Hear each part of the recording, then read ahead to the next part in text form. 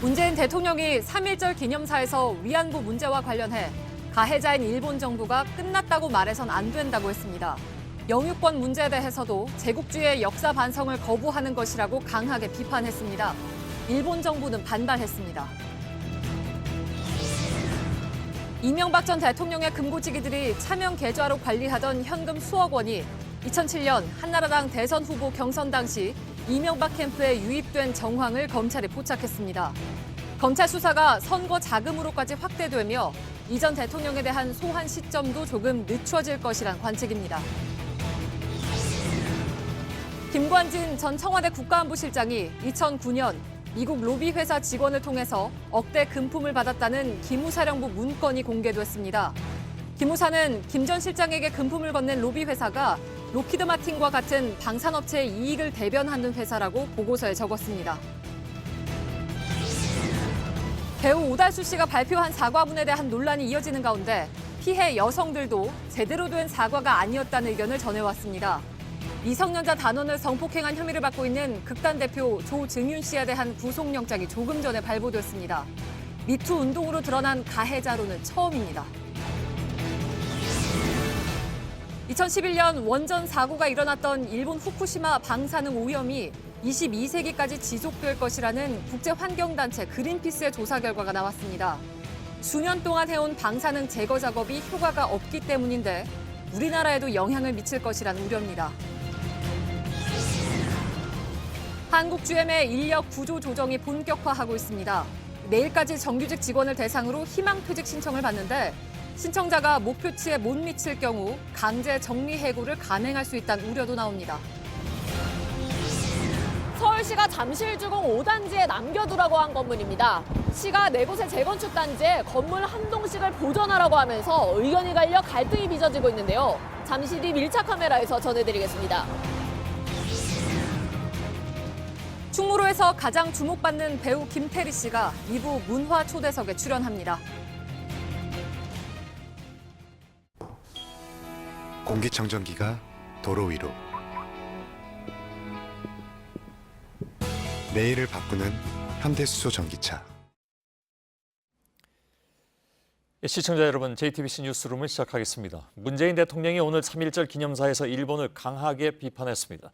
위안부 문제와 관련해서는 가해자인 일본이 끝났다고 말해서는 안 된다고 지적했고 수십 년째 억지 주장을 펴고 있는 독도 영유권 문제에 대해서도 제국주의 침략을 반성하지 않겠다는 것이라고 강조했습니다. 역대 대통령들도 일본의 역사 문제에 대한 올바른 인식을 촉구하긴 했지만 일본을 직접 가해자로 지목하고 제국주의에 대한 반성까지 거론하는 것은 이례적인 일이기도 합니다. 일본은 당장 유감이라면서 강하게 반발하고 나섰습니다. 먼저 기념사 내용을 이성대 기자가 전해드리겠습니다. 문재인 대통령이 일본을 향해 위안부 문제에 대한 진정성 있는 자세를 촉구했습니다. 위안부 문제 해결에 있어서도 가해자인 일본 정부가 끝났다라고 말해서는 안 됩니다. 일본이 박근혜 정부 때의 합의문을 근거로 위안부 문제는 이미 정리됐다고 주장하는 데 대해 반박한 겁니다. 문 대통령은 특히 취임 이후 처음으로 독도 영유권 문제도 언급했습니다. 독도는 일본의 한반도 침탈 과정에서 가장 먼저 강점당한 우리 땅입니다. 지금 일본이 그 사실을 부정하는 것은 제국주의 침략에 대한 반성을 거부하는 것이나 다를 바 없습니다. 기념식이 끝난 뒤 문 대통령 부부는 3.1운동 행진을 재현하며 그 선두에 섰습니다. 앞서 정부는 3.1절 기념식을 과거와 달리 서대문 형무소 역사관에서 열고 일본에 대한 책임론을 보다 분명히 했습니다. 문 대통령이 한일 간의 민감한 현안을 정면 거론한 건 최근 한반도 대화 분위기에 찬물을 끼얹는 듯한 일본 측에 대한 경고라는 해석도 나옵니다. JTBC 이성대입니다. 문 대통령이 일본을 향해서 이렇게 이른바 작심 발언을 한 배경은 무엇인지 좀 알아볼 필요가 있을 것 같습니다. 청와대 취재기자를 연결하겠습니다. 고석승 기자, 우선 오늘 메시지가 문 대통령 취임 이후에 내놓은 대일 메시지 가운데 가장 셌다 이런 평가가 나오고 있는 거죠? 네, 그렇습니다. 당장 지난해 이 광복절 경축사에서 문 대통령은 역사를 매듭지을 때 신뢰가 깊어진다는 선에서 일본을 압박한 바 있습니다. 하지만 오늘은 제국주의 침략에 대한 반성을 거부한 것과 다름없다는 표현을 쓰면서 현재 일본의 모습을 강하게 비판했습니다. 이 때문에 청와대 내부에서는 오늘 문 대통령의 연설이 지난 2005년 일본 책임론을 강하게 제기했던 노무현 전 대통령의 연설과 맥을 같이 한다는 평가도 나오고 있습니다. 예. 이른바 그 노 대통령의 연설문에 대한 오마주다 이런 평가도 오늘 나온 것 같은데 특히 이제 독도 문제를 언급하면서 제국주의 침략이라는 표현을 썼습니다. 물론 제국주의 침략이라는 단어를 문 대통령이 처음 쓴 것은 아닙니다. 전임 대통령들 가운데도 이 단어를 쓴 사람이 있습니다만은 다만 이제 작년과 달리 독도 문제를 더 많이 강하게 언급한 배경은 뭐라고 봐야 될까요? 네, 우선 이 3.1절 기념사에서 독도 문제가 직접적으로 언급된 건 지난 2007년 노 전 대통령의 연설 이후 처음입니다. 이는 최근 독도와 관련한 일본의 각종 도발 움직임과 연관이 있는 것으로 분석이 되는데요. 예. 일본 정부는 최근 고등학교 교과서 지침에 독도 영유권을 주장하고 도쿄 한복판에 독도 전시관까지 세운 바 있습니다. 또 이런 상황에서 우리 올림픽 선수단은 최근 평창올림픽에서 독도가 빠진 한반도기를 써야 했습니다. 이렇게 볼 때 일본의 도발에 한 번쯤 강하게 제동을 걸어야 되는 게 아니냐 이런 이 것들이 분석이 반영이 됐다는 분석이 나옵니다. 예.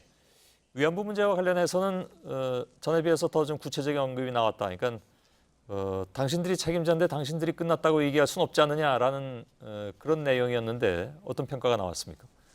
네, 우선 이 정부가 이 문제에 대해서는 이미 여러 차례 피해자 중심의 해결 기조를 밝힌 바가 있기 때문에 오늘 역시 이 기조 안에서 크게 달라진 건 없다는 평가입니다. 다만 이 표현 면에서 일본 정부를 가해자로 명시하고 또 위안부 강제 동원을 인권 범죄 행위로 규정한 것 등 이 전부 다 보다 구체적이고 단호해졌다는 평가가 나옵니다. 예. 자, 그러니까 종합을 하면 일본 정부하고는 날카롭게 각을 세운 셈입니다. 일본 정부도 오늘 그렇게 각을 세우고 나왔고요. 평창올림픽 계기로 재개된 남북대화 국면에 대해서 일본이 보인 태도가 영향을 끼쳤다 이런 분석도 있던데 그건 어떤 얘기입니까? 네, 일본은 한미 공조를 공고히 하면서도 남북 대화를 병행해 보려는 우리 정부의 시도를 탐탁치 않게 보고 있습니다. 아베 총리가 최근 평창올림픽 개회식 당시 문 대통령에게 한미 군사훈련을 연기하지 말라고 한 게 대표적입니다. 결국 이런 일본에 대한 비판적 시각도 기념사에 반영이 됐다는 분석입니다. 예. 자, 근데 우리가 이렇게 나오면 일본은 미국과의 관계를 더 돈독히 하려고 할 텐데 그런 면에서 우리와 미국의 관계 이 부분에 대해서는 나름 기본적으로 좀 자신감이 있어서 이렇게 문 대통령의 발언이 강해진 걸까요? 네, 그렇습니다. 이 한반도 정세, 그러니까 이 남북 대화와 관련해서는 현재도 한미 간 조율이 계속 잘 이루어지고 있다는 게 청와대의 설명입니다. 특히 이와 관련해선 한미 정상이 조만간 이 직접 의견을 조율할 가능성도, 의견을 나눌 가능성도 강하게 계속 제기되고 있는 상황입니다. 예, 고석순 기자였습니다. 일본 정부는 문 대통령의 발언에 반발하면서 받아들일 수 없는 언동 이런 표현도 동원을 했습니다. 도쿄 연결하겠습니다. 윤서령 특파원, 먼저 일본 정부의 공식 반응부터 좀 보죠. 네, 스가 관방장관은 오늘 정례 브리핑에서 문 대통령의 발언이 한일 위안부 합의에 반하는 것이며 절대 받아들일 수 없다고 주장을 했습니다. 위안부 합의는 국제사회가 평가하고 있다면서 반기문 전 유엔 사무총장의 얘기를 꺼내기도 했습니다. 관련 발언을 직접 들어보겠습니다. 예. 米国をはじめ海外においても高く評価されですね、国連の事務総長までわざわざそうした評価の声明を発表していた。 예. 네, 특히 이 독도 침탈을 부정하는 것은 제국주의 침략에 대한 반성을 거부하는 것이라는 문 대통령의 발언에 대해서는 받아들일 수 없는 언동이라는 표현까지 써가면서 지극히 유감이라고 말했습니다. 이 감정 섞인 표현을 써가면서 불쾌감을 드러냈다는 평가입니다. 예. 일본 사람들은 그 말을 어떻게 쓰는지 모르겠으나 아마 비슷하게 쓰는 것 같은데 우리가 보통 다른 나라 수반이 한 말에 대해서 언동이라는 표현을 쓰진 않잖아요.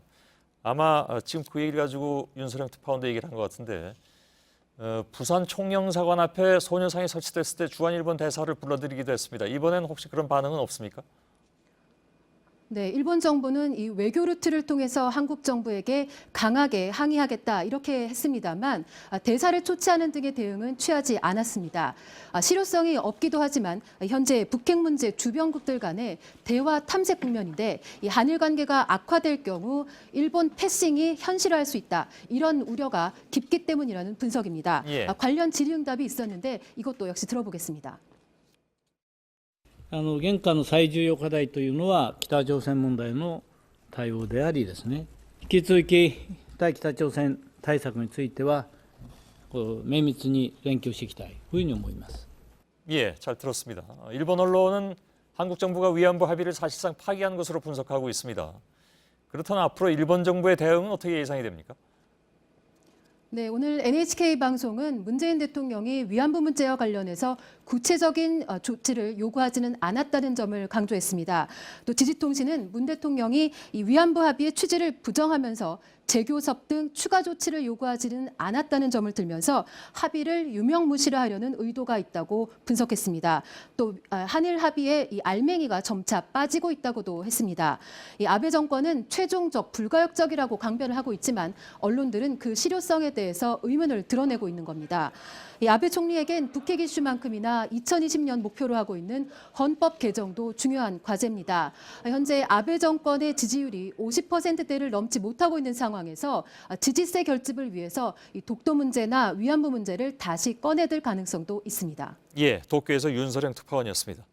이런 가운데 당초 4월 초에 열릴 것으로 예상됐던 한중일 정상회의가 무산될 것으로 보입니다. 일본 정부는 오는 5월 초에 회의를 개최하고 싶다는 뜻을 한중 양국에 제안했다고 일본 요미우리 신문이 보도했습니다. 그러나 이마저도 시기는 확정지을 수 없다고 이 매체는 전했습니다. 이명박 전 대통령 관련 소식입니다. 혐의 사실이 계속 나오는 바람에 소환이 이달 중순쯤으로 오히려 늦춰질 것이라는 분석까지 나오고 있습니다. 오늘 본의 아니게 이명박 전 대통령 관련 소식에는 이 전 대통령 3형제가 차례로 모두 등장합니다. 자, 먼저 이 전 대통령의 새로운 혐의 사실은 바로 선거자금 의혹입니다. 오늘 저희들이 어렵게 만난 인물이 있는데 이 사람은 자신이 관리하던 차명 계좌에 있던 8억 원 이상의 돈을 지난 2007년 한나라당의 대선 후보 경선 무렵에 이 전 대통령 캠프 측에 전달했다고 증언했습니다. 먼저 서준석 기자입니다. 이명박 전 대통령의 차명 재산이 사용된 곳을 추적 중인 검찰이 2007년 한나라당 대선 경선 캠프에 돈이 유입된 정황도 포착한 것으로 확인됐습니다. 이 전 대통령의 처남 김재정 씨가 명의대여자들의 여러 금융계좌에 현금과 수표를 송금하면 이들이 수천만 원씩 출금해 캠프에 전달했다는 겁니다.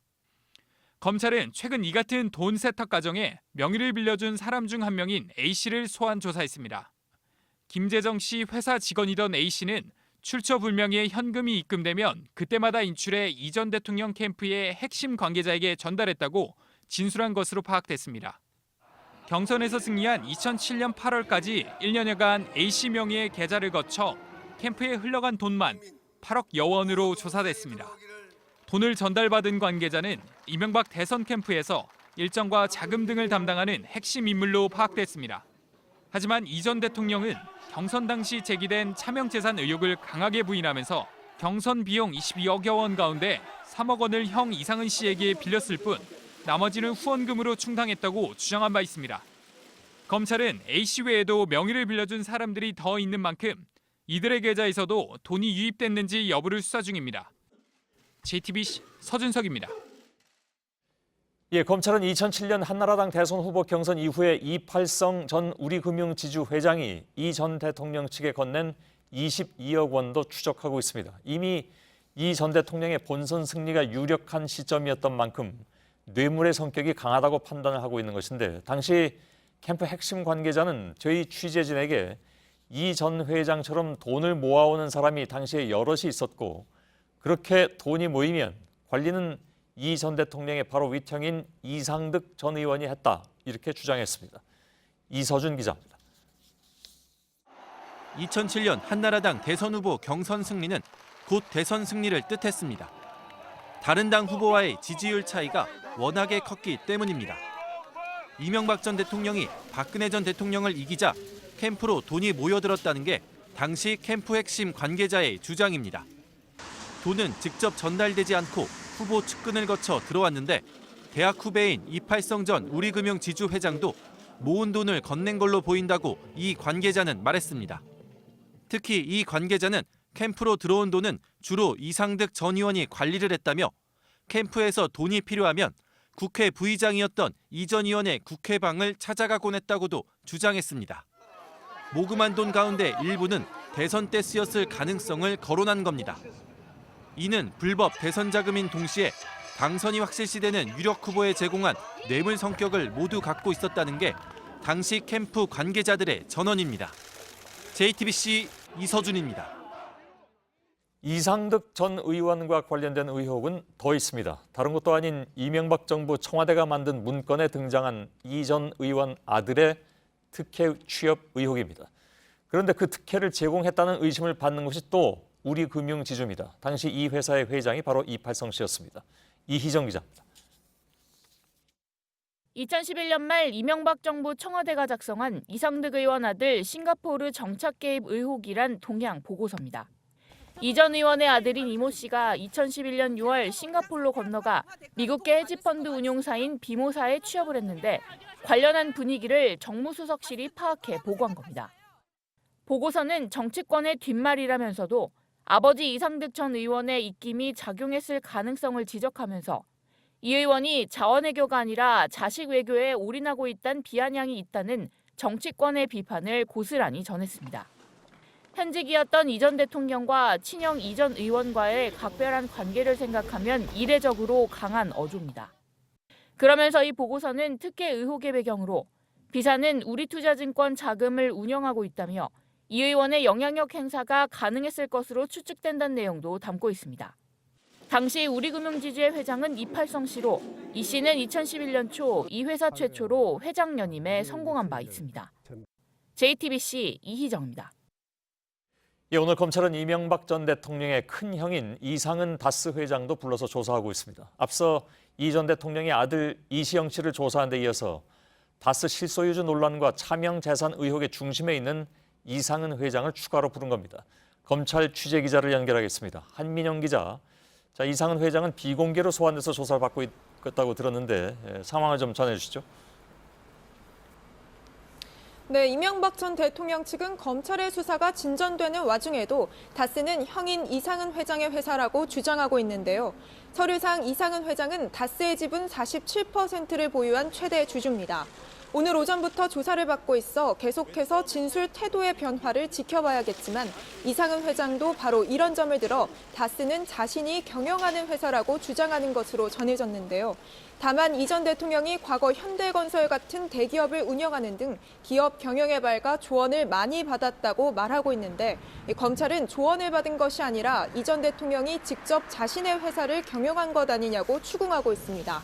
현재까지 진행된 수사 내용에 따라 검찰은 이상은 회장의 다스 지분과 과거 도곡동 땅 판매 대금 등이 모두 이 전 대통령의 차명 재산이란 결론을 내렸는데요.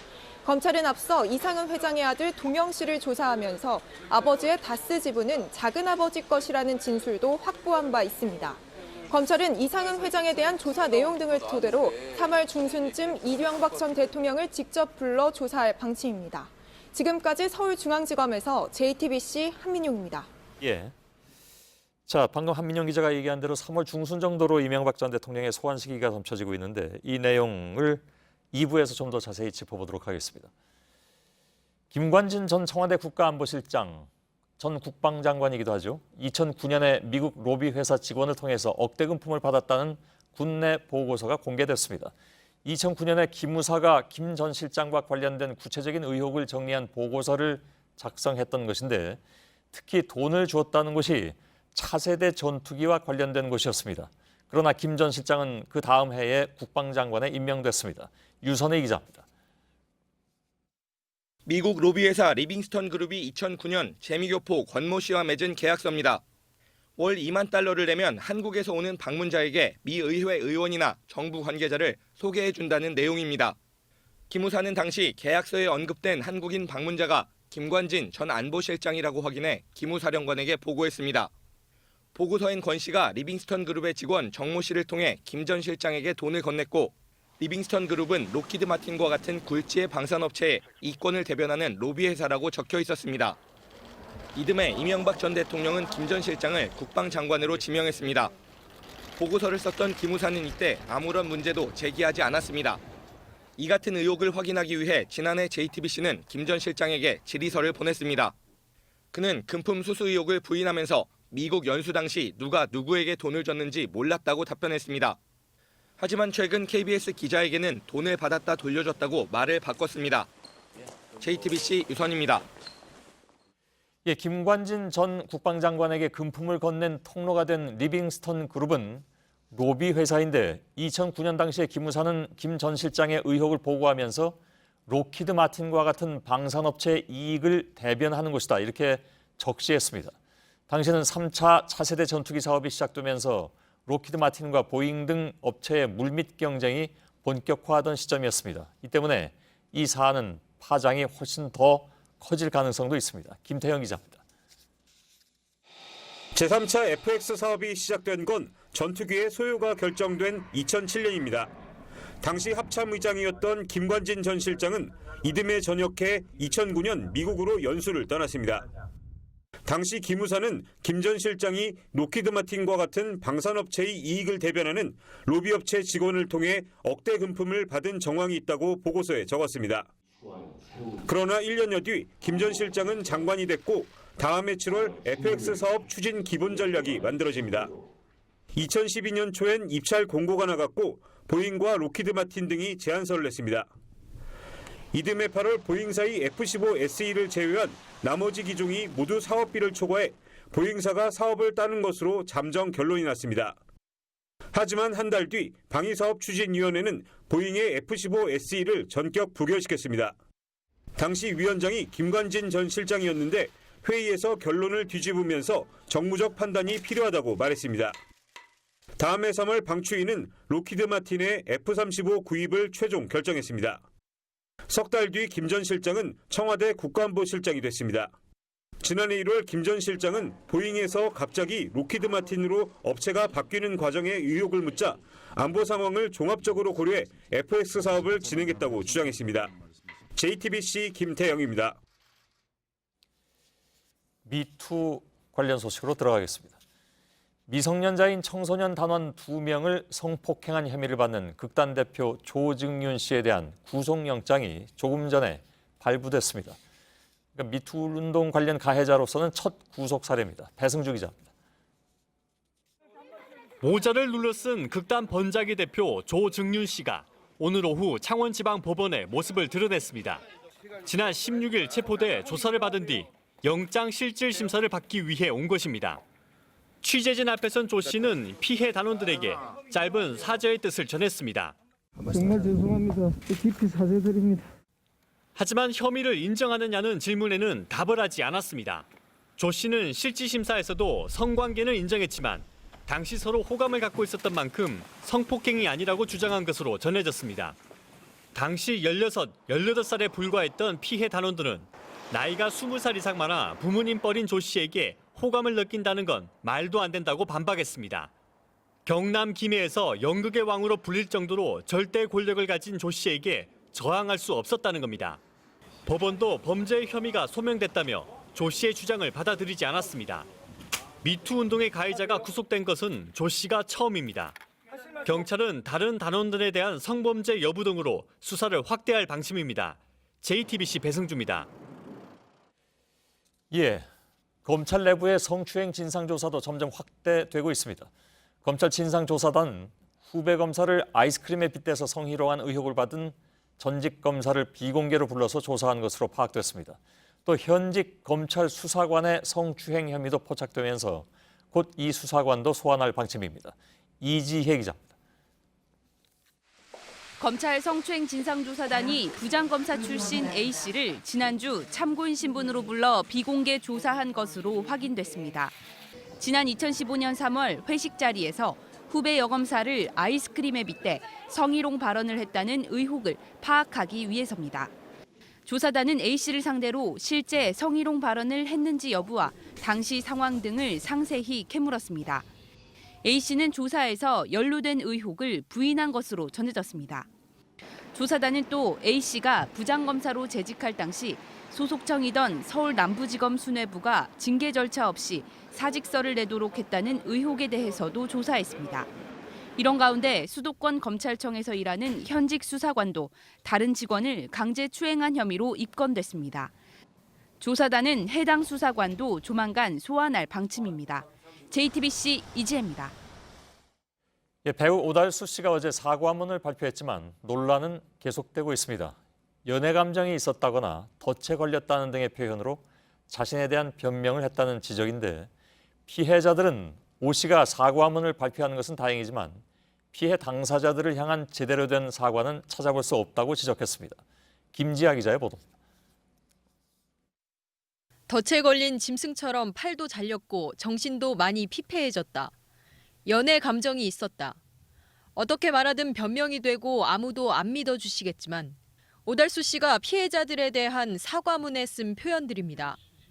온라인에선 오 씨의 사과가 진정성이 없었다는 지적이 나왔습니다. 오 씨가 자신에 대한 변명과 힘든 심리 상태를 강조해 오히려 피해자들에게 2차 가해를 했다는 겁니다. 뉴스룸에서 피해 사실을 폭로했던 A 씨는 취재진에게 오 씨가 사과문을 발표한 건 다행이지만 명백한 성폭행을 두고 연애 감정이었다고 말한 건 받아들일 수 없다고 말했습니다. 엄지영 씨도 오 씨가 자신을 피해자인 것처럼 말하고 있다며 실제로 나에게 사과를 한 건 아니라고 생각한다고 의견을 전해왔습니다. JTBC 김지아입니다. 오늘 3.1절 이른바 보수단체들의 집회를 앞두고 일부 개신교회 등에서는 신도들을 집회에 동원하기 위한 가짜뉴스들이 돈다고 전해드렸습니다. 개헌은 북한이 원하는 연방제 통일로 가는 길이다라든가 정부가 군과 경찰을 동원해서 볼셰비키 혁명을 하려 한다 이런 내용들이었죠. 오늘 이른바 보수 기독교인들과 친박단체 등이 서울 광화문 등에서 주최한 이른바 구국기도회에서는 실제로 이런 구호들이 그대로 등장했습니다. 이한길 기자입니다. 이름은 기도회였지만 성경책 대신 성조기와 피켓이 등장했습니다. 이들은 대한민국이 공산주의로 가고 있다며 회개해야 한다고 주장했습니다. 문재인이 간첩을 하면 그리고 우리 교회들이 이대로 회개하지 않고 있다면 연단에 오른 발언자들은 전혀 확인되지 않은 가짜뉴스를 공산화의 근거로 들었습니다. 현재 청와대는 주사파가 56%에 이르게 되었다. 지방 분권자치단체에 단체 행동권을 주겠다고 했다. 나라는 붕괴되고 볼셰비키 혁명과 같이 될 것이라는 우려가 많다. 정부와 여당이 북한을 대한민국 영토로 규정한 헌법을 바꾸려 한다거나 한미동맹이 흔들리면서 우리나라 신용등급이 세계 29위로 강등됐다는 등의 가짜뉴스도 등장했습니다. 참가자들은 그때마다 아멘을 외쳤습니다. 주최 측은 태극기 집회와는 다른 종교 행사라고 밝혔지만 기도회가 끝난 자리에선 곧바로 박근혜 전 대통령 석방을 요구하는 친박 집회가 이어졌습니다. JTBC 이한길입니다. 3.1절을 맞아서 오늘 서울 홍익대 앞에서는 위안부 소녀상 설치를 놓고 찬반 입장이 갈리면서 마찰이 빚어졌습니다. 설치 장소에 대한 사전 협의가 없었다면서 학교가 반대하고 나선 건데 결국 3.1절 소녀상 제막식은 취소됐습니다. 서효정 기자입니다. 홍익대 앞 삼거리에 동상을 실은 지게차가 등장합니다. 평화의 소녀상입니다. 막지 마세요. 대한민국 국민을 막지 마세요. 소녀상 건립추진위원회는 소녀상을 설치하려는 홍대 정문 부근이 학교에서 국가에 기부한 국유지이기 때문에 문제가 되지 않는다고 주장합니다. 또 여기 와서 약속 장소가 될 것이고 평화의 공원이 될 것이고 소녀의 공원이 될 것이라는 그런 의미가 있는데도 하지만 학교 측은 사전 협의가 없었다며 반대하고 있습니다. 학생들의 안전과 재학 중인 일본 학생들을 고려해야 한다는 겁니다. 학생들은 장소에 대한 의견 수렴 절차가 더 필요하다면서도 학교 측 주장에는 동조하기 어렵다는 분위기입니다. 일본인 학우 때문에 설치할 수 없다는 의견은 올바른 역사적 인식의 부재라고밖에 생각하지 않습니다. 소녀상은 학교 쪽으로 진입하지 못하고 이렇게 길거리에 멈춰 섰습니다. 공식적인 제막식도 취소돼서 지금은 공연만 이어지고 있습니다. 마포구청은 학교와 학생, 주민들에 대한 의견 수렴 절차를 거쳐 장소를 다시 결정하라고 추진위에 통보했습니다. JTBC 서효정입니다.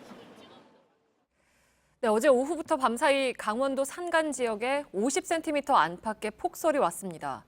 거센 바람에다 눈보라가 몰아쳐서 앞을 보기가 어려울 정도였습니다. 눈이 그치고 그림 같은 설경이 드러나기도 했지만 태백시 곳곳이 마비되면서 공무원들이 긴급 소집됐습니다. 조민진 기자입니다. 폭설이 지난 뒤 자태를 드러낸 울산바위는 그림 같은 설경을 뽐냅니다. 겨울의 끝자락에서 강원도 설악산 일대가 온통 눈으로 뒤덮였습니다. 쌓인 눈은 무릎 위까지 올라왔습니다. 밤사이 폭설은 그쳤지만 강한 바람이 불어 쌓인 눈이 흩날렸습니다. 등산객들은 눈보라를 맞으며 조심조심 발걸음을 옮겼습니다. 기상청은 어젯밤 사이 강원 산간 지역에 쏟아진 폭설로 10에서 50cm 안팎의 눈이 쌓였다고 밝혔습니다. 40cm가 넘는 폭설과 강풍이 몰아친 대관령 지역은 시베리아 벌판을 방불케 했습니다. 영동고속도로 대관령 구간을 지나는 차량들은 거센 눈보라로 앞을 보기 어려워져 거북이 운행을 이어갔습니다. 강원 산간 지역에 발효됐던 대설특보는 오늘 오전 2시를 기해 모두 해제됐습니다. 폭설로 시내 곳곳이 마비된 강원 태백시에선 공무원들이 긴급 소집돼 눈을 치우느라 분주한 하루를 보냈습니다. JTBC 조민진입니다. 네, 폭설로 인한 사고도 잇따랐습니다. 한 초등학교 교장 선생님은 40년간의 교직 생활을 마치고 퇴임하는 날 눈길 교통사고로 목숨을 잃었습니다. 마지막 날에도 전지훈련하는 학생들을 격려하고 오는 길이었습니다. 조승현 기자입니다. 눈밭에 멈춰선 승용차에서 뿌연 연기가 뿜어져 나옵니다. 어제 오후 3시쯤 강원도 태백에서 승용차가 눈길에 미끄러져 중앙선을 넘었습니다. 마주오던 25톤 트럭과 충돌한 차량은 도로 옆 밭으로 추락했습니다. 밭으로 떨어진 뒤 불까지 난 차량 안에서 운전자가 숨진 채 발견됐는데요. 인근 초등학교 교장 김모 씨로 확인됐습니다. 마침 이날은 김 씨가 정년 퇴임하는 날이었습니다. 40년 교직 생활을 마무리하는 날, 김 씨는 퇴임식 대신 충북 제천에 출장을 자청했습니다. 전지훈련 중인 학교 배구부를 격려하기 위해서였습니다. 사고 2시간 전까지 함께 점심을 먹은 코치와 학생들은 이별을 전혀 예감하지 못했습니다. 별다른 얘기는 없었어요. 점심 맛있게 드시고 나중에 봅시다 하고 그래 먼저 출발하셨는데. 평교사 시절 직접 감독을 맡기도 했던 김 씨는 배구부에 대한 애정이 각별했습니다. 부모로서는 최선을 다하셨던 것 같고 또 외달리 배구는 많이 사랑하셨고 열정도 있으셨고. 가족들은 아직 퇴임 축하도 못했다며 말을 잇지 못합니다. 내일 3월 2일에 형 집에서 다 모여서 이제 아버지 퇴직기념 명패도 드리려고 했고. 하지만 퇴임 후로 미뤘던 가족들과의 단란한 시간은 영영 기약할 수 없게 됐습니다. JTBC 조승현입니다. 어제 전남 완도군 청산도 인근에서 전복된 근룡호 선원 2명의 시신이 발견됐습니다. 해경이 하루 종일 수색했지만 아직 5명이 실종 상태입니다. 근룡호는 구조 신호를 보낼 틈도 없이 갑자기 전복된 것으로 보입니다. 그런데 3시간이 지나도록 조난 사실이 알려지지 않았습니다. 정진명 기자입니다. 뒤집혀 배 바닥만 남은 근룡호에 잠수부가 투입됩니다. 높은 파도는 쉴 새 없이 밀려옵니다. 풍랑주의보 속에서 수색에 나선 해경은 오늘 오전 조타실에서 선장 56살 진모 씨와 인도네시아인 선원의 시신을 수습했습니다. 나머지 선원 5명은 아직 생사 여부가 확인되지 않고 있습니다.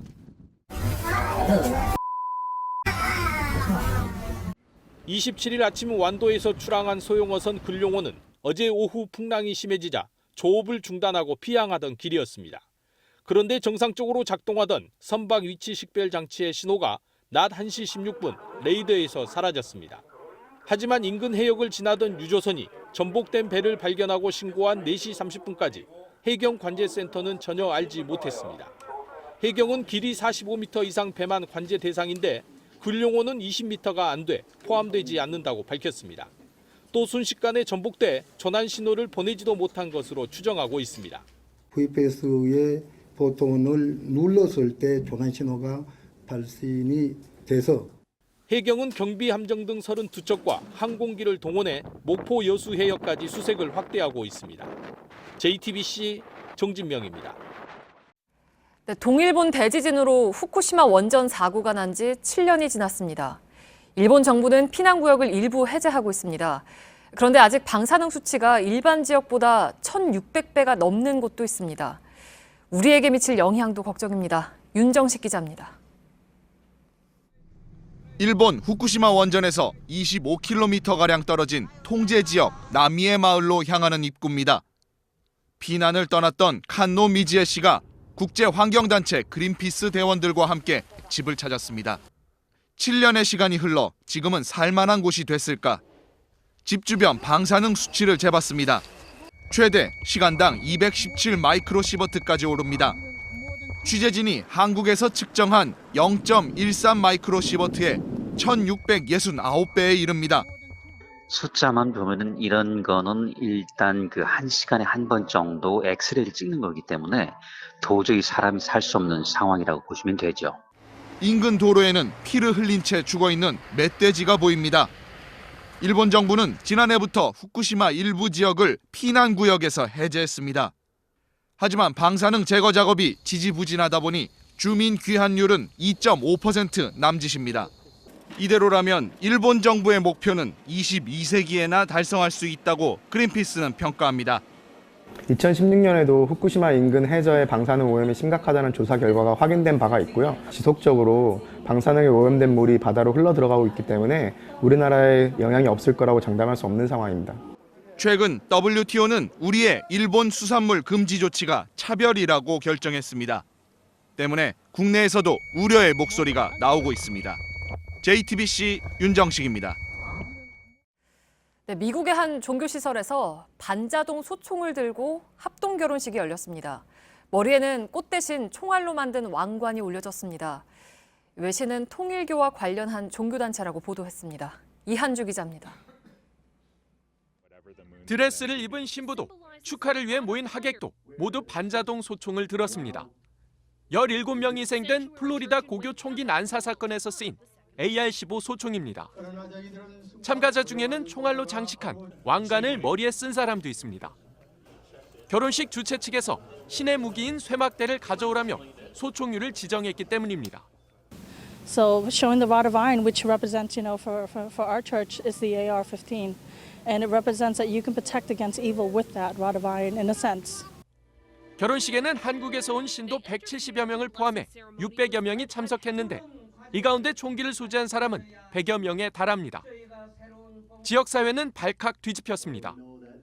식장 입장 때 잠금 장치가 채워졌는지 확인했다고 했지만 혹시 모를 사고 우려로 인근 초등학교는 아예 휴교령을 내렸습니다. That's all that weapon is good for, mass killing. And you want to bless it? Shame on you. 로이터 통신 등 외신은 문선명 통일교 전 총재의 막내 아들 문영진 씨가 이날 의식을 이끌었다고 보도했습니다. JTBC 이한주입니다. 한국 GM의 구조조정이 본격화하고 있습니다. 군산공장 비정규직 직원 모두에게 해고를 통보한 데 이어서 정규직에게도 일괄적으로 희망퇴직 신청서를 보냈습니다. 내일까지 신청을 받는데 신청자가 회사 측 목표치에 미치지 못하면 대규모 정리해고를 감행할 수 있다는 불안도 퍼지고 있습니다. 박영우 기자입니다. 한국 GM이 폐쇄 결정이 난 군산공장 직원들에게 보낸 희망퇴직 신청 서류입니다. 봉투 안에는 희망퇴직 신청서와 함께 사직서가 나란히 들어 있습니다. 근속 연수에 따른 위로금 등 처우에 대한 설명도 보입니다.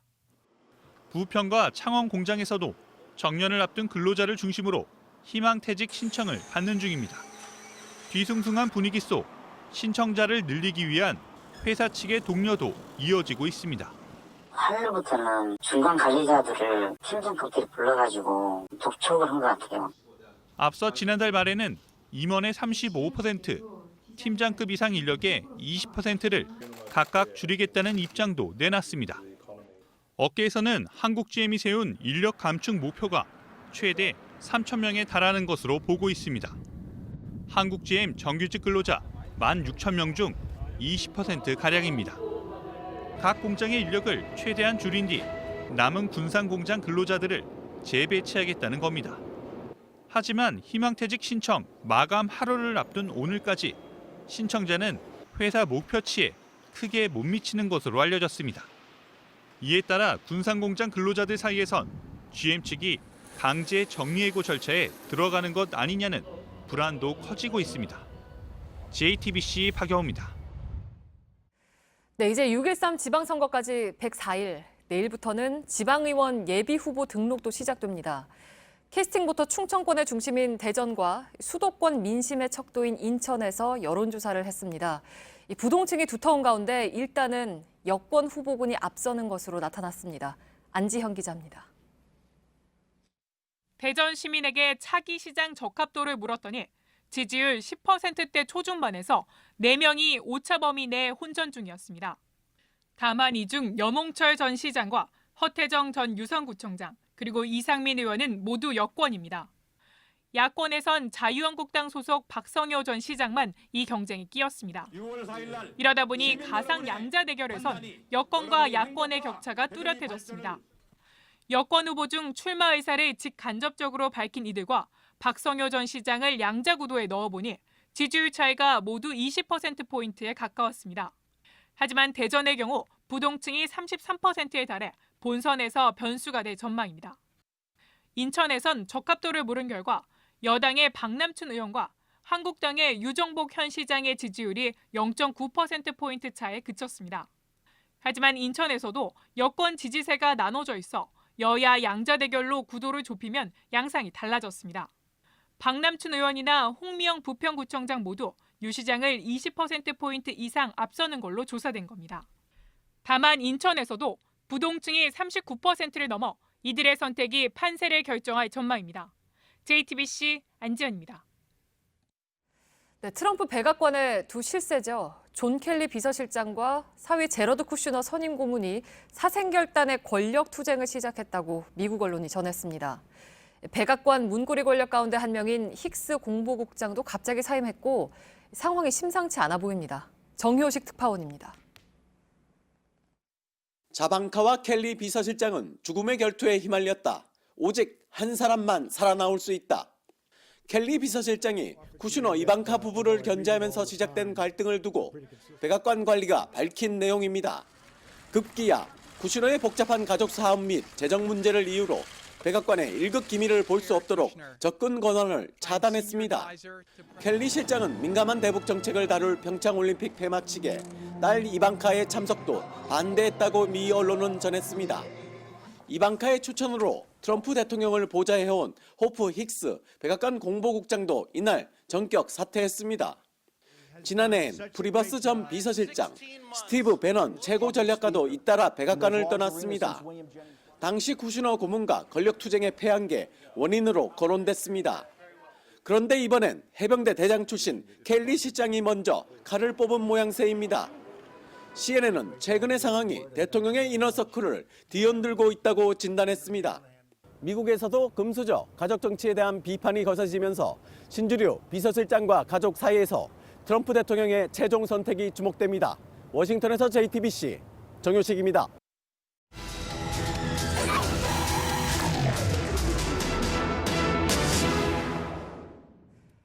네, 아파트가 문화유산일까요? 서울시가 강남 재건축 단지들에 대해서 아파트 건물 한 동씩을 문화유산으로 남겨야 한다는 조건을 내걸면서부터 시작된 논란입니다. 주민들과 시민들의 의견도 엇갈립니다. 밀착 카메라 구혜진 기자입니다. 한강변에 위치한 낡은 아파트 단지. 고층 재건축이 결정된 잠실 5단지입니다. 조만간 이 아파트가 재건축에 들어가게 되면 현재 있는 아파트들은 허물고 50층짜리 초고층 아파트로 다시 짓게 됩니다. 하지만 화면 왼쪽에 보이는 523동의 일부를 남기라는 게 서울시의 조건입니다. 서울시의 일명 흔적 남기기입니다. 최초로 도입된 중앙난방 등 역사적 의미가 있으니 건물 한 동을 보존하란 겁니다. 잠실주공 5단지 외에도 개포 1, 4단지와 구반포 등 총 4곳의 재건축 단지가 해당되는데 해당 아파트 주민들은 반발하고 있습니다.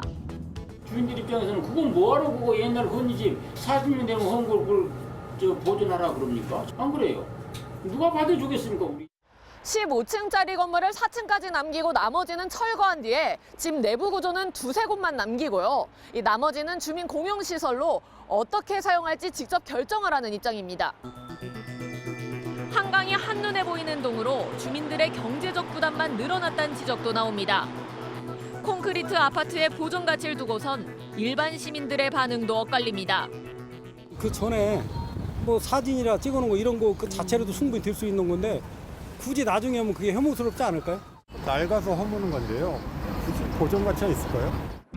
영화 배경으로 쓰이고 있는 회원 제20인 아파트나 동대문 아파트처럼 보존 가치가 있다는 의견도 있습니다.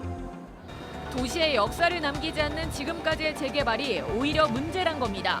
최소한도 30년, 40년, 50년 정도 된 동네인데 그 동네의 역사를 드러내줄 수 있는 것들이 사실은 거의 일순간에 없어지는 거고 우리의 근대화나 산업화를 설명하고 또 보여주는 데 아파트만한 그러한 실제적인 물건이 실제 아파트가 헐리기 전 사진이나 영상 등으로 기억을 남기려는 움직임도 있습니다.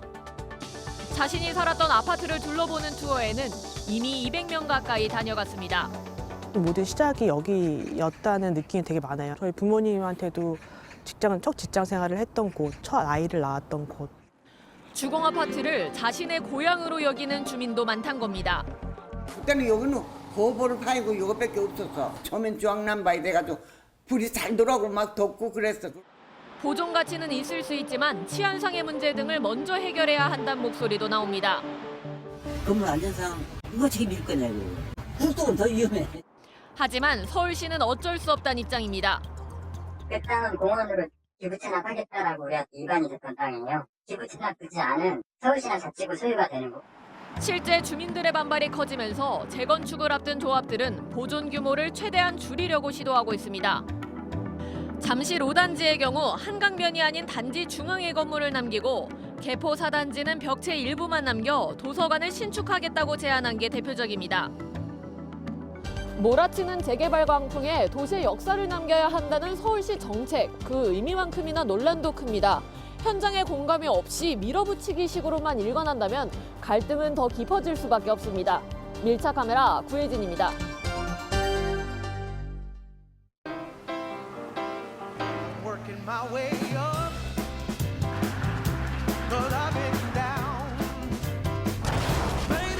Exploring the uncharted world enriches your family life. This is why Ford Explorer is the #1 selling imported SUV. Expand your horizons. Ford Explorer.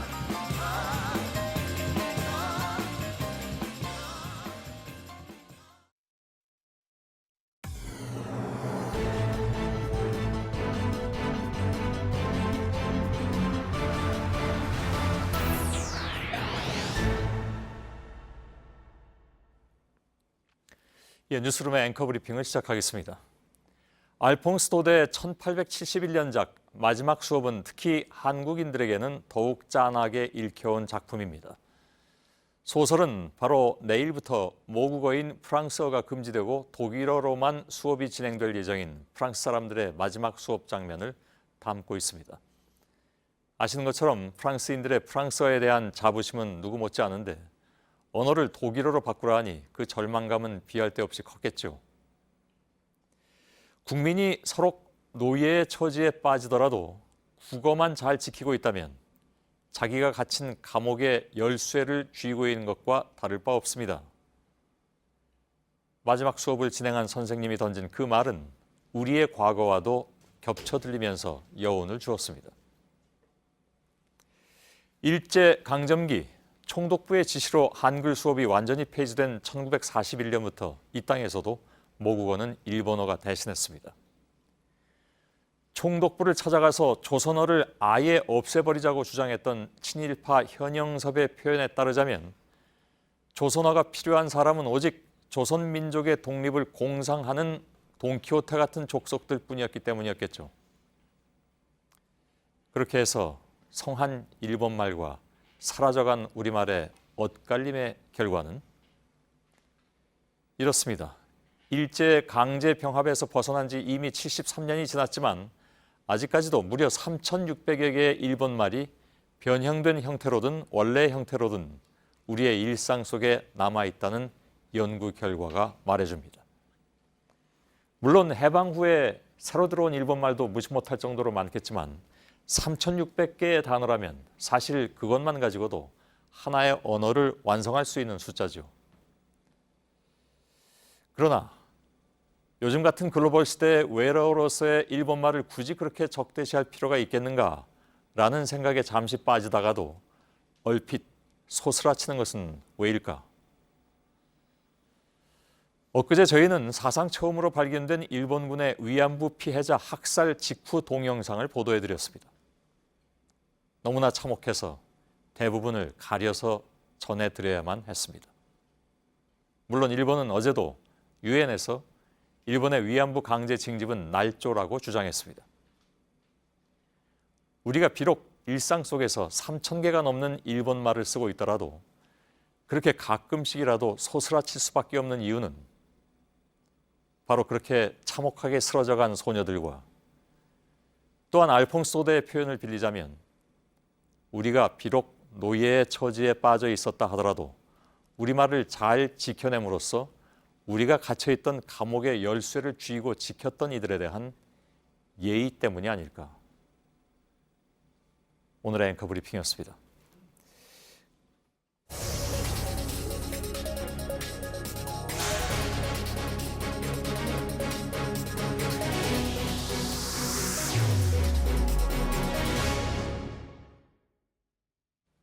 자, 급히 들어온 소식을 하나 좀 전해드리겠습니다. 이명박 전 대통령 수사와 관련해서 조금 전에 저희 JTBC 취재진이 새로 파악한 내용을 지금부터 전해드리겠습니다. 앞서 일부에서 저희들이 검찰이 오늘 이 전 대통령의 큰 형인 이상은 다스 회장을 소환해서 조사해야 하고 있다고 전해드렸는데 그동안에 이 전 대통령과 다스의 관련성을 부인해온 이상은 회장이 오늘 조사에서는 진술을 바꾸고 있다고 하는군요. 재산 관리인들에 이어서 큰 형의 진술마저 바뀌면서 이 전 대통령의 입지가 더욱 좁아지게 됐습니다. 검찰 취재 기자를 바로 연결하겠습니다. 한민영 기자가 지금 나가 있습니다. 자, 이상은 다스 회장이 오늘 검찰 조사에서 지금까지와 달리 진술의 변화가 있었다고 하는데 좀 구체적인 내용을 좀 전해주시죠. 네, 이상은 회장은 자신의 다스 지분 중 일부가 동생인 이명박 전 대통령 것이라고 진술한 것으로 확인됐습니다. 1995년 도곡동 땅을 판돈으로 확보한 다스 지분의 일부가 동생 것이라는 건데요. 최근 도곡동 땅이 이 전 대통령의 차명재산이라는 점이 검찰 수사로 드러나면서 더 이상 이 돈을 통해 사들인 다스 지분을 부인할 수 없다는 판단에 이 같은 진술을 한 것으로 검찰은 보고 있습니다. 다만 검찰은 일부 지분이 이 전 대통령 것이라는 진술에 대해 이상은 회장과 이 전 대통령이 전략을 짠 것은 아닌지 의심하고 있습니다. 예, 전략을 짰다라는 것은 어떤 의미입니까? 네, 이상은 회장 입장에서는 이 도곡동 땅이 이미 이 차명재산이라는 점이 많이 드러난 만큼 이에 대해 부인할 수 없는 상황이라고 판단을 내린 것으로 이제 검찰은 보고 있습니다. 이에 따라 이제 동생인 이명박 전 대통령과 이에 대한 전략을 논의해서 이제까지 주장했던 것처럼 다스는 이 전 대통령과 무관하다는 입장에서는 한 발 물러나 가족이 경영하는 회사다라는 정도로 전략을 짜서 온 것은 아닌지 검찰은 계속해서 의심하고 있는 상황입니다. 예, 그러니까 다스가 온통 이명박 전 대통령의 것은 아니다. 그러니까 도곡동 땅을 판 일부 자금이 들어갔고 일부의 지분은 가지고 있다. 그러나 여전히 다스 회장은 나다. 뭐 이런 식으로 이상은 회장이 얘기하고 있다. 이렇게 파악이 된다는 얘기죠? 네, 오전부터 계속해서 조사를 받는 과정에서 검찰이 제시하는 확보한 자료나 또 관련자들의 진술에 따라서 이상은 회장에 대한 진술도 계속해서 변하고 있는 상황입니다. 예. 현재까지는 그러한데 이제 저희가 더 취재해서 계속해서 전달해드리도록 하겠습니다. 알겠습니다. 그러니까 핵심은 지금 이상은 회장의 지금까지의 진술이 조금 변화가 있다. 그 변화는 매우 의미 있는 변화다 이렇게 받아들이도록 하겠습니다. 자, 이명박 전 대통령이 언제 소환될지가 관심인데 시점이 좀 늦춰진다. 그러니까 원래 다음 주로 예상이 됐었는데 3월 중순까지 늦춰진다 이런 얘기가 나오고 있죠.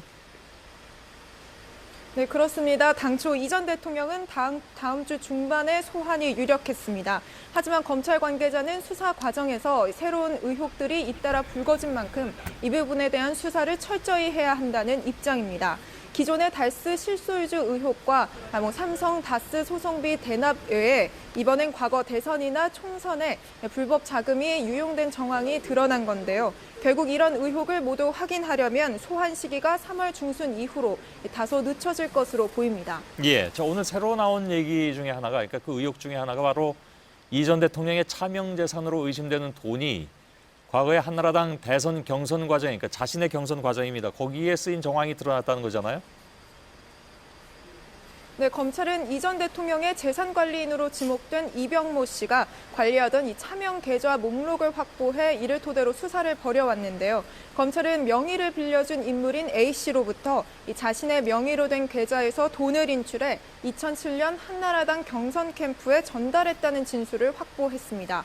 이 전 대통령의 처남인 김재정 씨가 차명 계좌에 뭉칫돈을 입금하면 명의를 빌려준 A 씨가 돈을 인출해 이 전 대통령 측에 전달하는 구조였던 것으로 파악됐습니다. 예. A 씨가 전달한 돈만 8억 원이 넘는 것으로 조사됐는데요. 특히 돈을 받아간 인물은 당시 이명박 캠프에서 자금 관리 등도 담당했던 인물이면서 이 전 대통령의 최측근이었던 걸로 조사됐습니다. 예, 그러니까 쉽게 말하면 차명 계좌를 이용해서 사실상의 돈 세탁을 했고 이 돈을 선거에 썼다, 이런 얘기로 들립니다. 근데 당시에 이 전 대통령이 신고한 선거 비용은 이것과는 당연히 달랐겠죠. 네, 당시 이명박 전 대통령 측이 신고한 경선 비용은 큰형인 이상은 회장에게 빌렸다는 3억여 원과 후원의 모금액이라는 18억여 원이 전부였습니다. 하지만 검찰 수사에 따르면 이 전 대통령의 차명 재산에서 최소한 8억 이상의 돈이 불법 유입됐다는 건데요. 검찰은 유입된 돈의 출처에 대한 수사를 진행한 뒤 공소시효 등을 따져 처벌 가능성에 대한 결론을 낼 방침입니다.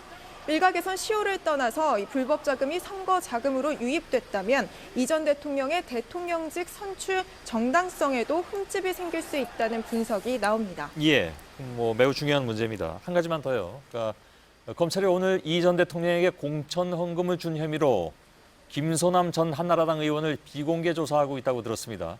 짤막하게 좀 전해주시고 마치죠. 네, 검찰은 오늘 오전 김소남 전 의원을 비공개 소환해 현재까지 조사를 벌이고 있습니다. 김 전 의원은 2008년 4월 18대 총선을 앞두고 이 전 대통령 측에 공천 헌금을 건넨 혐의를 받고 있는데요. 김 전 의원은 18대 비례대표로 발탁됐는데 검찰은 공천 헌금을 받은 이 전 대통령이 영향력을 행사한 건 아닌지 의심하고 있습니다. 예, 이상은 다스 회장이 조사를 받고 있는 검찰에서 한민영 기자가 전해드렸습니다.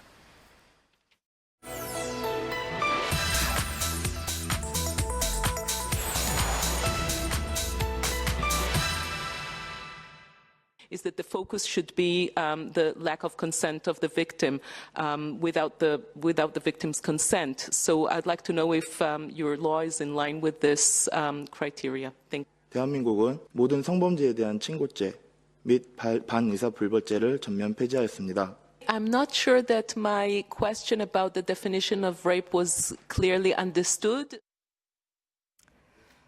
네, 지난달 22일이었습니다. 유엔이 한국의 법제도를 정면으로 문제 삼았던 장면입니다. 이유는 강간죄 규정 때문이었는데 우리 법무부는 제대로 답변하지 못했습니다. 유엔은 한국의 강간죄가 유독 까다롭고 국제 기준에 어긋난다고 비판했습니다. 과연 사실일지 오늘 팩트체크해서 확인을 했습니다.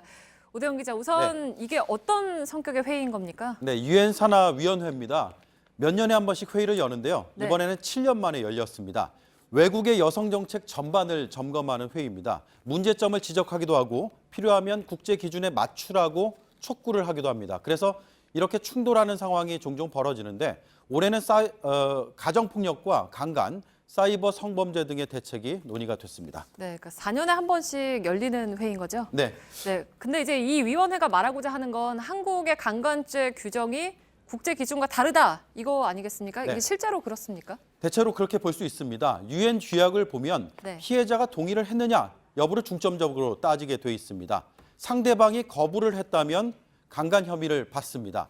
반대로 한국은 피해자가 얼마나 저항했는지를 스스로 입증을 해야 합니다. 네. 주요국과 한국의 성립 요건으로 비교해 보겠습니다. 한국과 미국, 독일은 가해자의 폭행 또는 협박이 동반될 때 강간으로 보고 있습니다. 영국은 폭행이나 협박이 전혀 없었더라도 강간죄가 성립될 수 있습니다. 네, 이렇게 보면 영국은 몰라도 미국이나 독일하고는 크게 다르지 않은 것 같은데요. 네, 그런데 이 폭행과 협박을 어디까지로 볼 것이냐에서 큰 차이를 보이고 있습니다. 네. 한국의 법원은 피해자가 저항하기 현저히 불가능한 상태였는지를 봅니다. 그래서 피해자가 얼마나 저항을 했느냐, 상황이 모면할 가능성이 있었느냐, 전혀 없었느냐를 가지고 피해자 스스로 입증을 해야 됩니다.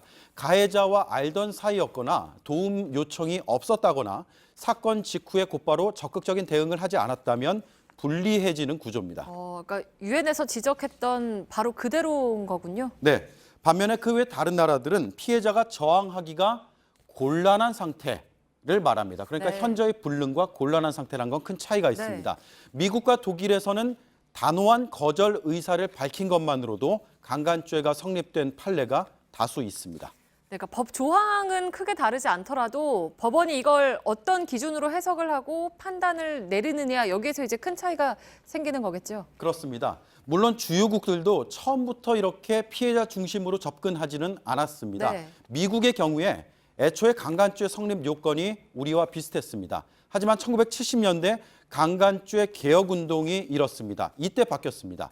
독일도 비슷한 시기에 논의가 이루어졌습니다. 70년대에 이미 이런 변화의 움직임이 시작이 된 거네요. 네, 한국은 1953년에 형법에 정조에 관한 죄라는 게 등장했습니다. 네. 그러니까 성범죄를 여성의 정조와 순결 차원에서만 바라봤던 겁니다. 이 항목은 1995년에 강간과 추행의 죄로 표현이 바뀌었습니다.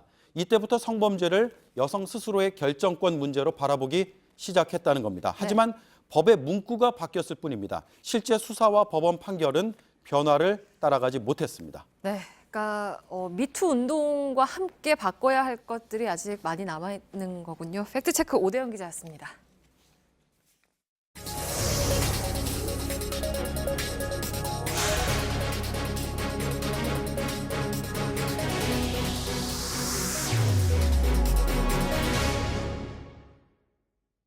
예, 3월의 첫날 오랜만에 문화 초대석을 진행하겠습니다. 오늘 모신 분은 어찌 보면 뭐랄까요, 3월을 시작하면서 가장 참 적절한 분인 것 같다, 3월과 어울리는 분인 것 같다라는 생각이 듭니다.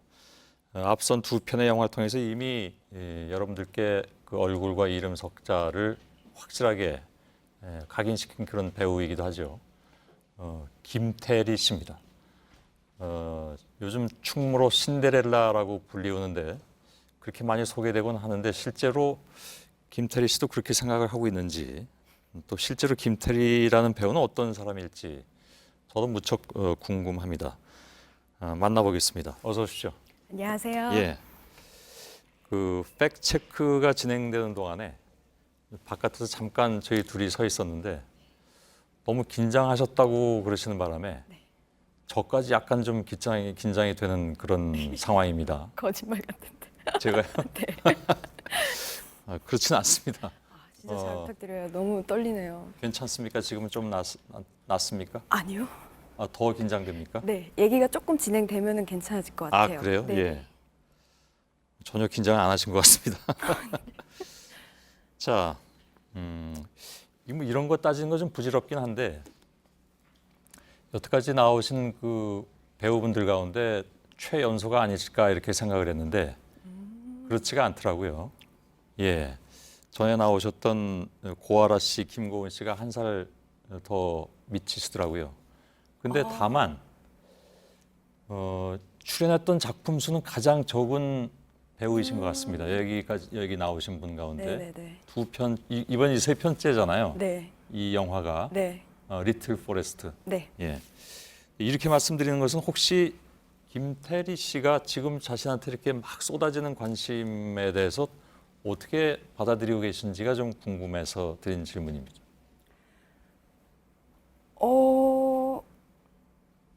칭찬해 주시는 분은 네, 너무 좋게 네, 감사히 듣고 있고요. 예. 네, 그냥 저는 일단 지금 주어지는 것들만 네, 예. 열심히 하고 있는 중이라서요. 좀 너무 흔들리지 않고 좀, 예. 네. 아, 이런 거 저런 거 생각할 겨를이 별로 없다. 예, 예, 예. 예, 그렇군요. 그 다른 데서 말씀하신 걸 보니까요. 네. 좀 의외의 말씀을 하셨습니다. 제가 듣기에는 인기란 곧 사라지는 것이다. 생각이 안 나시나요? 제가 그런 말을 예, 인터뷰를 하도 많이 하니까요. 예. 아, 네. 잊으셨을 수도 있겠죠. 얘기했었을 것 같아요. 예. 네, 네, 네. 아, 그럼 저는 좀 서운한데요. 왜냐하면 제가 김태리 씨를 인터뷰할 때 이 배우하고 인터뷰해보고 싶다라고 생각한 것이 바로 그 부분이었거든요. 그러니까 대개 그런 얘기는 한 40, 50대 이렇게 지나서 네. 이른바 이제 그 배우의 생활을 한참 다 지나신 다음에 네. 물론 그 이후에도 한참 많이 하실 분들이 많이 계시겠지만 제가 그 얘기를 했던 거는요. 예. 아마도 그 아가씨를 홍보하면서 했던 인터뷰 중에 했었을 것 같아요. 예. 아가씨 때는 박찬욱 감독님 영화이고 또 그 수식이 붙는 그 1500대 1이라는 막 예, 그런 어마어마한 그런 수식어들 같은 것들 때문에 예. 너무 많은 분들이 갑자기 큰 사랑을 주시고 칭찬을 주셨기 때문에 예. 그것에 대한 제 나름대로의 좀 대처법이었던 것 같아요. 그렇군요. 예. 저는 어떻게 생각을 했냐면 네.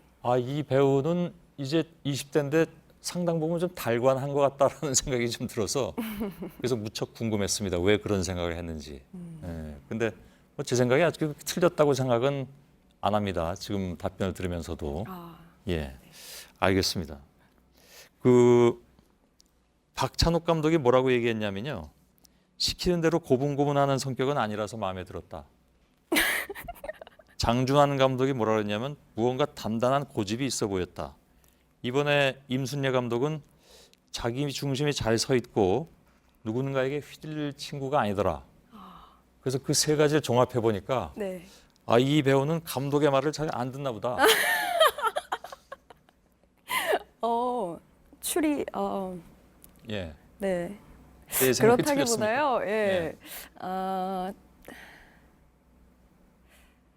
이제 이런 일을 함에 있어서 물론 모든 일이 다 그럴 것 예. 같지만 이런 일을 함에 있어서 저는 가장 중요한 거는 좀 흔들리지 않는 것, 자기 중심을 좀 잘 가지고 있는 것 예. 그런 것이 좀 중요하다고 생각을 하는데 그렇다고 제가 감독님들 말씀처럼 그렇게 자기 주관이 확실하고 흔들림이 없는 사람은 아니라고 생각해요. 근데 예. 좀 그런 걸 좀 노력하는 것 같아요. 제 생각을 좀 더 제대로 좀 말하려고 하고 예. 할 말이 있을 때 좀 표현하려고 노력을 하고 좀 궁금한 것이 있으면은 좀 바로바로 물어보려고 좀 노력하는 예. 모습들이 조금 그렇게 좋게 봐주신 것 같아요. 예. 그럼 예를 들어서 네. 1987을 찍으셨다라든가 네. 또 이번 리틀 포레스트도 마찬가지고 네. 자신의 생각대로 꼭 이건 내가 이렇게 하고 싶었어라고 해서 관철시킨 부분이 어떤 게 있을까요?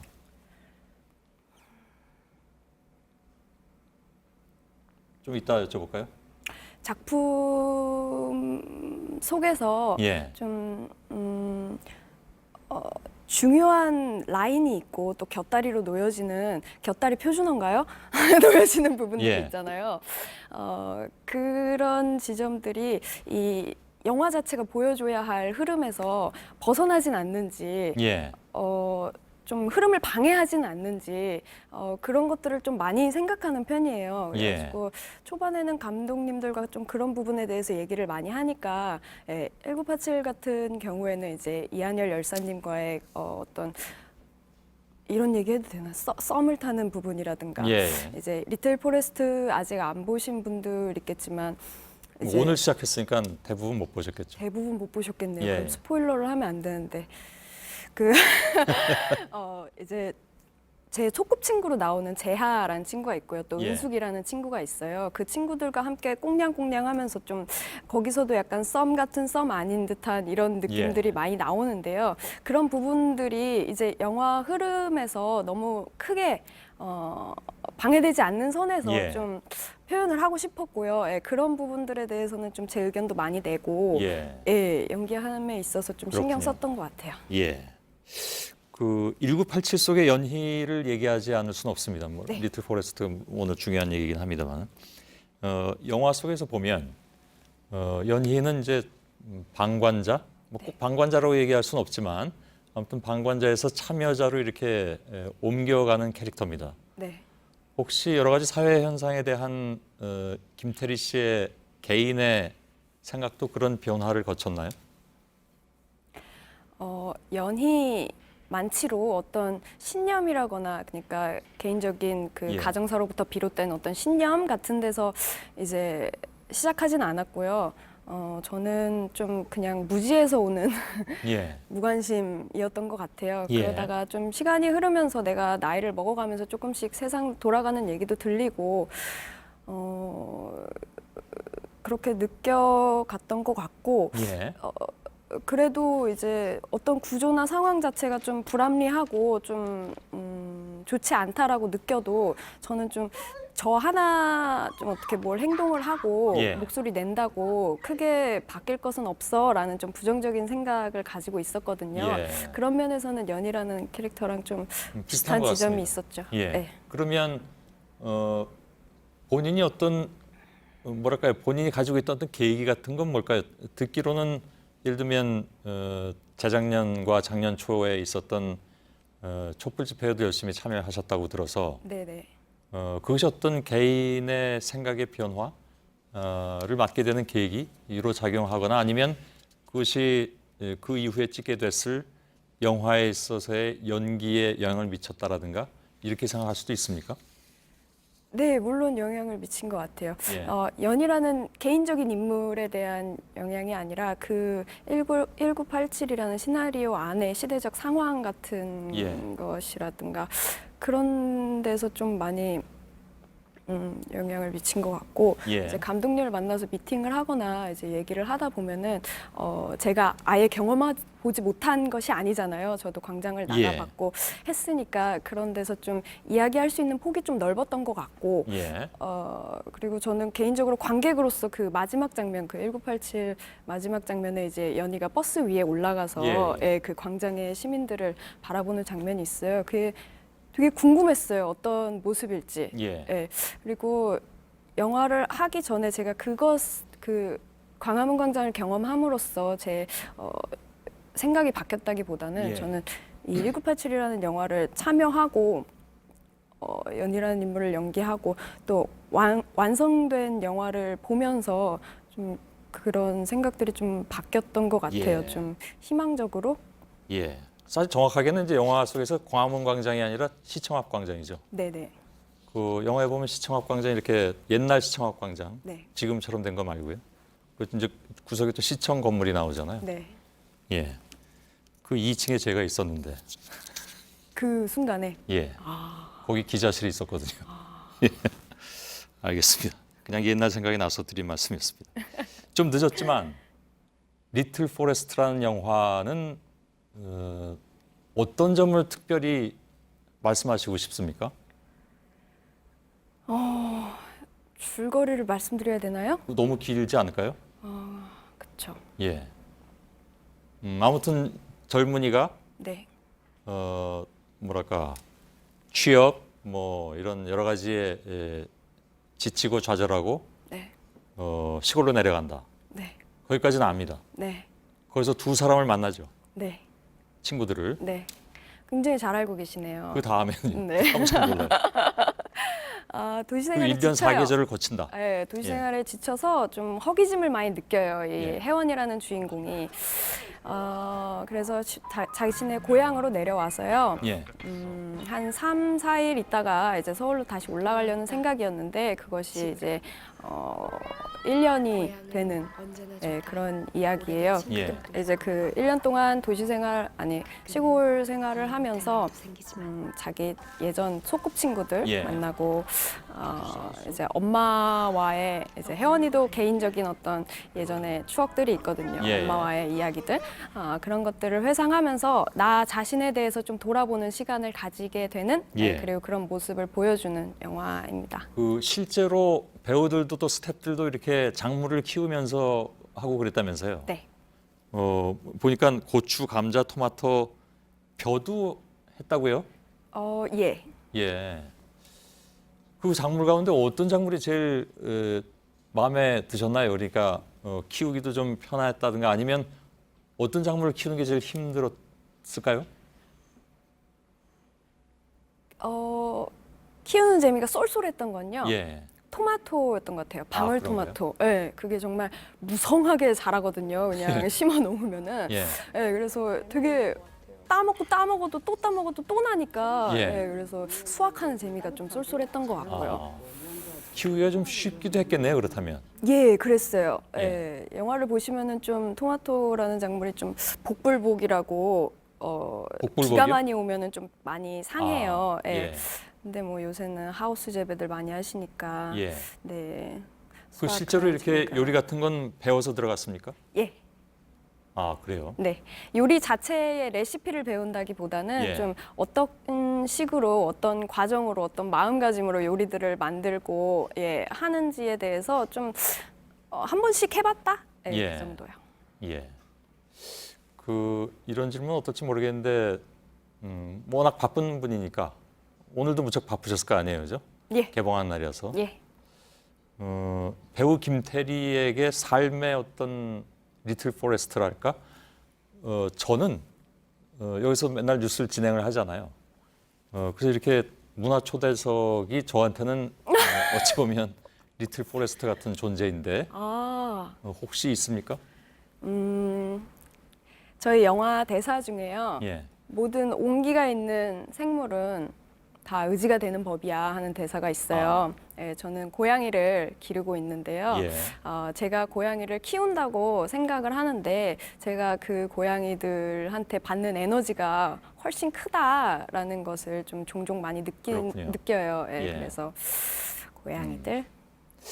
알겠습니다. 마지막 질문입니다. 네. 뭐 이 질문은 당연히 나오리라고 생각하셨겠습니다만 요즘 문학에는 한창 그 미투 운동으로 네. 많은 아픔이 있습니다. 네. 또 실제로 이제 연극도 하셨었고, 네. 지난번에 어디서 보니까 참담한 심정과 함께 지지 의사를 밝힌다라고 말씀하셨는데 조금 더 풀어주신다면요?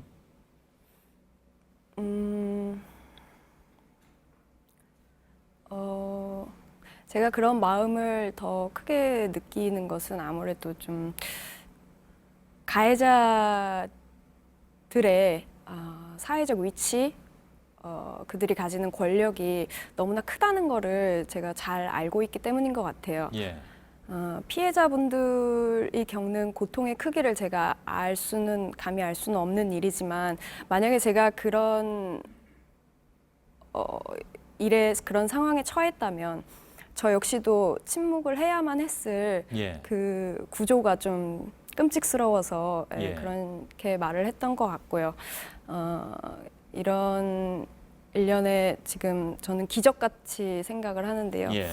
이런 운동들이 그냥 폭로와 사과가 반복되다 끝나는 것이 아니라 좀 더 나은 사회. 지금 피해자분들께서 많이 하시는 말씀이 이렇게 나와서 말씀을 해주시는 그 큰 이유 중에 하나가 앞으로 다른 피해자가 나오지 그렇죠. 않기를 바란다는 마음이 좀 크신 것 같아요. 예. 네, 그런 것처럼 이 운동이 꼭 더 나은 사회 구조를 갔으면. 만들 수 있는 예. 알겠습니다. 길이면 좋겠습니다. 예. 제가 대중문화 초대석이 저한테는 리틀 포레스트라고 말씀드렸는데 굉장히 편해야 되잖아요, 제가. 네. 김태리 씨는 약간 미묘한 긴장감을 계속 주시는 그런 배우이신 말을 것 너무 같습니다. 못해가지고요? 아니요, 전혀 그런 뜻은 전혀 아닙니다. 전혀 아니고 네네. 아무튼 그런 게 좀 있었던 것 같습니다. 그래서 네. 사실은 제가 작은 숲을 망쳤나요? 아니. 그래서 사실은 다른 면에서 이 시간이 더 즐거웠습니다. 고맙습니다. 네네네. 다행이네요. 예, 고맙습니다. 감사합니다. 너무 짧네요. 그런가요? 네. 다음에 기회가 있으면 또 모시겠습니다. 네, 예. 만나서 반갑습니다. 예, 고맙습니다. 감사합니다. 예.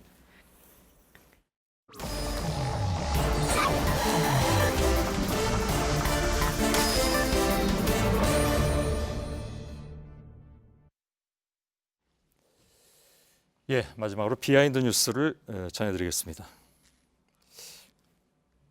갑자기 리틀 포레스트가 없어져 버렸습니다. 예. 시작할까요? 첫 번째 키워드는? 네, 첫 번째 키워드는 태극기가 바람에 예. 잡았습니다. 휘날렸습니까? 오늘 광화문에서 박근혜 전 대통령을 지지하는 단체 등의 집회가 있었는데요. 한 단체가 도심 행진을 하면서 내걸었던 현수막을 잠깐 보도록 하겠습니다. 예. 지금 뒤에 나오는 저 현수막인데 태극기와 일장기가 같은 현수막에 같이 있습니다. 지금 영어는 그런가요? 예. 정확히 안 보였는데 저렇게 태극기와 일장기가 같은 현수막에 있는 또 다른 현수막의 영어 내용을 보니까 예. 아시아 태평양 지역의 평화를 위해 미래를 위해 한미일 동맹을 강화해야 한다 이런 주장이 나왔습니다. 예. 뭐 한미일 동맹은 동맹이고 예. 오늘 근데 3.1절이라서 그렇습니다. 과연 저게 지금 그 적절한 것인가에 대해서는 좀 회의감이 많이 드네요. 예, 그렇습니다.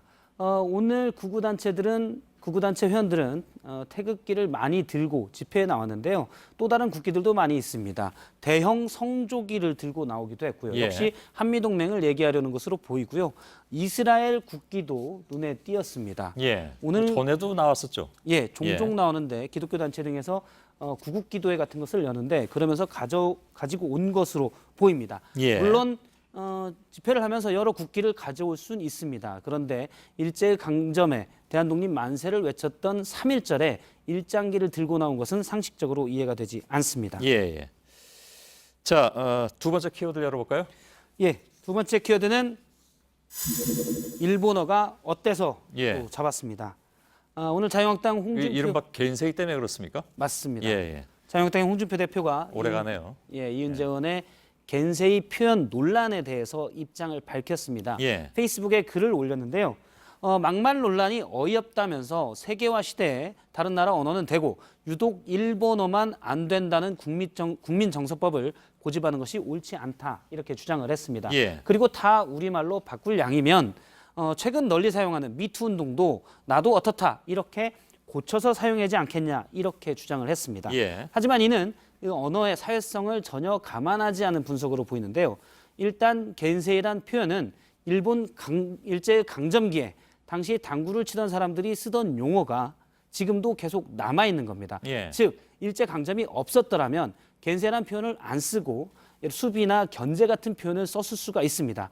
그래서 부적절한 일제 강점기의 잔재의 표현이 되는 거고요. 예. 반면 미투 운동은 미국에서 시작된 사회운동을 일컫는 말이었는데 그 표현을 그대로 가져옴으로써 그 정신도 가져오는 그런 의미가 있습니다. 예, 예. 그 뭐 우리말로 고치는 게 좋다고 해도 미투 운동을 뭐 나도 그렇다 이렇게 고치는 건 조금 어색하긴 합니다. 예, 예. 사실 그런 표현 자체가 피해자의 입장을 전혀 고려하지 않은 것으로 보이는데요. 예. 한 모 대학의 국어국문학과 교수는 직접적인 표현이 불편할 때 여기서 직접 언급하긴 그렇지만 여러 그런 표현들, 상황들이 있습니다. 그럴 때 일부러 외래어를 사용해서 해당 내용과 거리를 더 두고 완곡하게 표현하는 경우가 많다라고 했습니다. 예. 미투 운동도 그런 방식이다라고 볼 수도 있고요. 예. 홍 대표의 주장대로 미투 운동을 우리말로 나도 어떻다라고 바꾼다면 실제 미투 운동이 이렇게 확산되기도 쉽지 않았을 겁니다. 예, 예. 자, 세 번째 키워드 열어볼까요? 예, 세 번째 키워드는 훌륭했던 대북 정책입니다. 예, 이건 뭡니까? 예, 어제 국회에서 민평당의 박지원 의원과 이낙연 국무총리가 이전 보수 정부 그러니까 박정희 전 대통령 때 7.49 남북 공동성명이 있었고 노태우 전 대통령 때 남북 기본 합의서를 합의했다면서 당시 보수 정권에서 대북 정책들이 훌륭했다라고 평가를 했습니다. 예. 좀 의외인데요. 당시의 발언을 직접 들어보겠습니다. 예. 총리는 이러한 보수 정권의 훌륭한 대북 정책을 어떻게 평가하십니까? 참 빛나는 업적이었다고 생각합니다. 지금 그 후신이 되어 있는 정당들이 그런 정신을 좀 예. 대화 시도가 있긴 있었죠. 예, 그렇습니다. 그 대북 정책이 다 훌륭했느냐라는 것에 대해서는 뭐 물론 이견이 있을 수도 있는 거고요. 예, 그렇습니다. 박근혜 전 대통령의 경우 통일 대박론을 외쳤지만 예. 사실은 공허한 선언이었고요. 박지원 의원과 이낙연 총리가 저렇게 표현을 한 것은 예전에도 남북 관계를 개선시키려는 시도들도 있었는데 예. 물론 다 성공한 건 아니지만 그런데 지금 당시의 후신인 보수야당이 왜 말을 바꾸냐를 우회적으로 비판하는 것으로 풀이됩니다. 예, 알겠습니다. 박성태 기자였습니다. 수고했습니다. 네, 내일 아침 기온 서울 영하 6도로 떨어지면서 반짝 추위가 찾아옵니다. 낮엔 영상권을 회복하고 모레부터는 봄 날씨가 이어집니다. 예, 자 저희들은 내일도 최선을 다하겠습니다. 여러분 고맙습니다. 부산지 바다는 동백나무 꽃이 피었고